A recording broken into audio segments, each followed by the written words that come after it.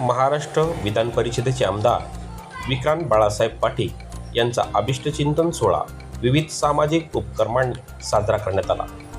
या वाढदिवसाच्या निमित्ताने महाराष्ट्र राज्याचे महसूल मंत्री चंद्रकांत बावनकुळे साहेब यांच्या उपस्थितीमध्ये हा अभिष्टचिंतन सोहळा मोठ्या जल्लोषात व विविध सामाजिक घटकांना मदत सहकार्य करून मोठ्या दिमाखात करण्यात आला। यावेळी हजारोहून जास्त लोकांनी या अभिष्टचिंतन सोहळ्याप्रसंगी विक्रांत बाळासाहेब पाटील यांना शुभेच्छा देण्यासाठी मोठी गर्दी केली होती। चंद्रकांत बावनकुळे यांनी व्यासपीठावरून विधान परिषदेचे आमदार विक्रांत पाटील पुढील काळात भारतीय जनता पार्टी महायुतीचे मोठे नेते म्हणून आपल्या समोर दिसतील असा आत्मविश्वास व्यक्त केला व विधिमंडळात त्यांना ग्रीन शिक्का असलेला आमदार या नात्याने पुढील वेळा आपण पाहाल अशा शब्दात आमदार विक्रांत पाटील यांचे कौतुक व्यासपीठाच्या माध्यमातून गौरवोद्गार केले।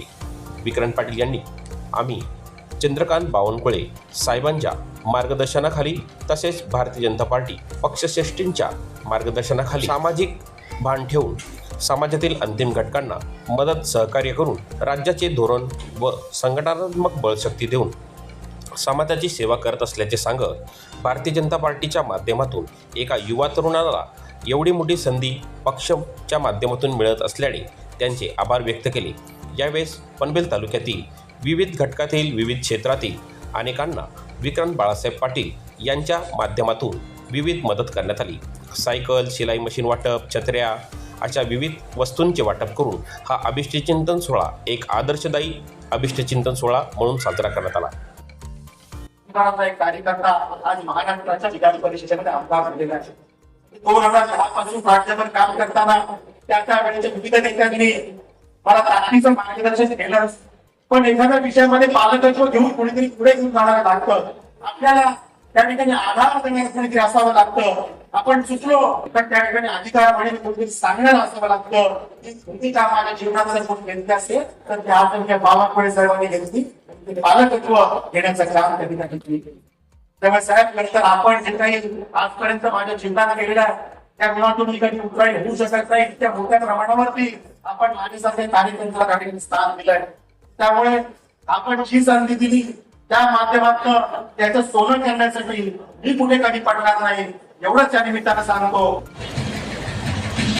राजकारणामध्ये अत्यंत सक्रियपणे खऱ्या अर्थाने समाजाच्या शेवटच्या व्यक्तीच्या कल्याणाकरता काम करतो आहे। आज आपण अशा व्यक्तिमत्वाचा वाढदिवस साजरा करतोय की ज्यांनी आपल्या कर्तृत्वाने आणि समाजसेवेच्या ध्यासाने एका तरुणासाठी तरुण पिढीसाठी खऱ्या अर्थाने एक प्रेरणेचा दीप या ठिकाणी प्रज्वलित केला आहे।